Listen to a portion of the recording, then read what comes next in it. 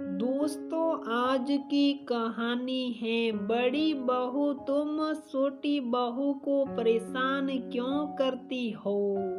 दोस्तों, कहानी शुरू करने से पहले अगर आपने हमारे चैनल को सब्सक्राइब नहीं किया है तो सब्सक्राइब कर लीजिए ताकि आपके पास पहुंचे हर नया वीडियो।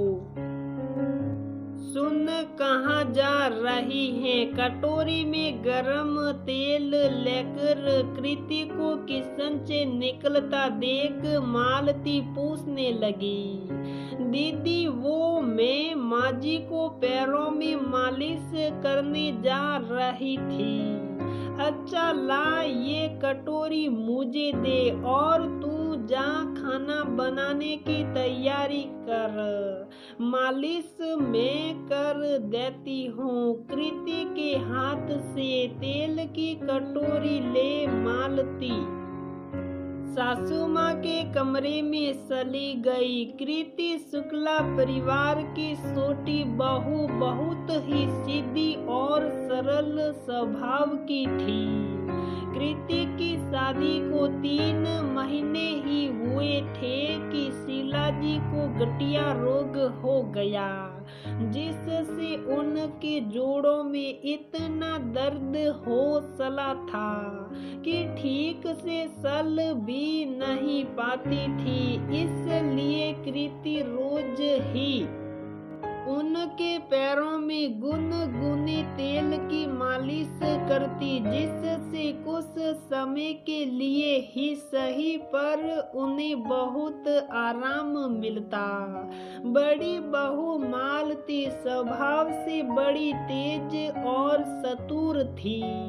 जब से शीला जी ने बिस्तर पकड़ा था तब से ही वह कृति पर रौब दिखाने लगी।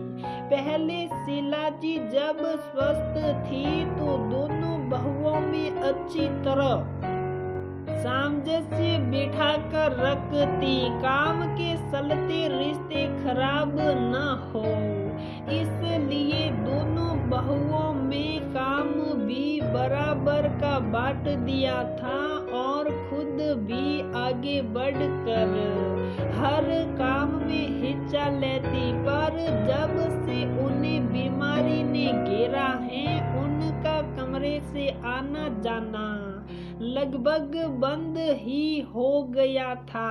अब मालती को अपनी मन मर्जी करने और जेठानी का हक दिखाने का मौका मिल चुका था। कृति को तो वह पहले ही पसंद नहीं करती थी, क्योंकि जब भी शीला जी कृति के किसी कामों की तारीफ करती तो मालती के सीने में सांप लौट जाता। शीला जी का कृति के प्रति लगाव देख मालती के मन में कृति के लिए नफरत बढ़ती गई। अब उसे मौका मिला था कृति से बदला लेने का। रोज ही कभी सिर दर्द तो कभी जरूरी काम का बोल बहाना कर जाती। कृति तो शुरू ही सीधी थी, उसे मालती की चतुराई समझ न आती, अकेली ही पूरा काम करती, पर किसी से एक शिकायत भी न करती। साथ ही शीला जी की भी देखभाल करने में कोई कसर न छोड़ती। वैसे शीला जी धीरे धीरे ही सही पर अपने पर्सनल काम कर लेती थी, पर जोड़ों के दर्द से चलना बहुत ही कम हो पाता था। इसलिए कृति उनके पैरों में मालिश करती और पैरों की थोड़ी कसरत करवा देती।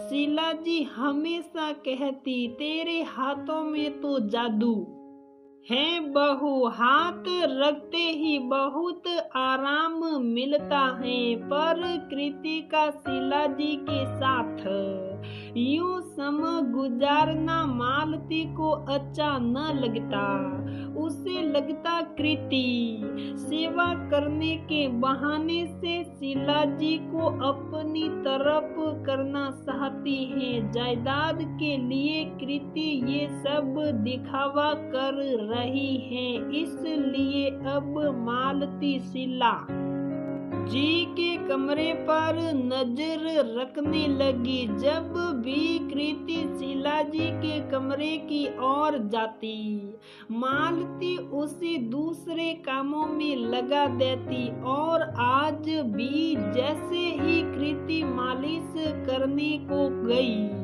मालती ने हाथ से कटोरी ले ली और खुद ही शीला जी के पास पहुंच गई। अरे मालती, आज तू रोज तो कृति ही आती है। मालती को देखते ही शीला जी बोली, क्यों मुझे सेवा का मौका नहीं देगी क्या? यहाँ पूरा पुण्य छोटी बहू को ही देना है। मालती इतराती हुई बोली, अरे नहीं नहीं, मैं तो बस ऐसे ही पूछ रही थी। मालती पैरों की मालिश जल्दी जल्दी करके जाने लगी। अच्छा माजी, जाती हूँ, खाने की भी तैयारी करनी है। पर शीला जी को आज वह सुकून और राहत न मिली थी जो रोज कृति के हाथों किए मालिश से मिलती। पूरा दिन निकल चुका था, पर घर के कामों और मालती के कारण कृति एक बार भी शीला जी के कमरे में न जा पाई।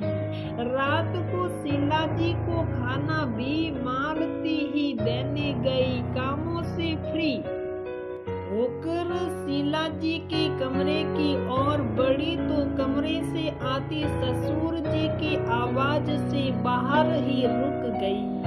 क्यों उन्हें परेशान किया जाए, सोच अंदर जाने का मन न हुआ। दूसरे दिन शीला जी को कृति का इंतजार था, पर मालती को देख फिर पूछ बैठी, छोटी बहू कल से न आई मुझसे मिलने, उसकी तबीयत तो ठीक है ना? अब क्या बताऊं माजी, मुझे तो बोलने में भी बुरा लग रहा। क्या हुआ बड़ी बहू, साफ साफ बोलो, उसकी कोई तबीयत वगैरह खराब न हुई? वह तो बिल्कुल कामचोर है। आज मैंने आपके पैरों की मालिश करने को कहा तो बोली मुझे न करनी किसी की सेवा। अगर मुझे आपकी इतनी ही चिंता है तो मैं ही कर आऊं। मालती ने दुख दिखाते हुए कहा। माजी को यकीन न हुआ। नहीं नहीं छोटी बहू, मेरे लिए ऐसा कह ही नहीं सकती। तो क्या मैं झूठ बोल रही हूँ? बनावटी आंसू दिखाते हुए मालती बोली। हाँ बड़ी बहू, तुम झूठ बोल रही हो। ससुर जी की आवाज से मालती शौक पड़ी। क्यों? शीला के मन में छोटी बहू के लिए जहर भर रही हो। अभी मैंने अपनी आंखों से देखा, कृति के हाथों से तुम्हें तेल की कटोरी लेते हुए। उसे तुम शीला से मिलने दो, तब न वो कुछ करे। शीला कमरे से बाहर नहीं जा सकती, पर मेरे आँख, कान और पैर पूरे ठीक हैं। मुझे दिखाई भी देता है और सुनाई भी कि किस तरह की कृति घर का पूरा काम संभाल रही है। ससुर जी के आगे मालती के हाथ पैर फूल गए थे। बड़ी बहू, ये सब क्या है? तुम ऐसा करोगी मैंने कभी नहीं सोचा था। शीला जी आश्चर्य से मालती की ओर देख रही थी। माफ करना माँ जी, मुझे लगा आप मालती को ज्यादा पसंद करती हैं, इसलिए मुझसे गलती हो गई। प्लीज मुझे माफ कर दीजिए। मालती शीला जी के पैरों में गिरते हुए बोली, मेरे लिए तुम दोनों बराबर हो। मैंने कभी तुम दोनों की तुलना नहीं की। सबकी अपनी अलग खासियत होती है। कृति दही भले अच्छे बनाती हैं तो तुम भरवा बैंगन।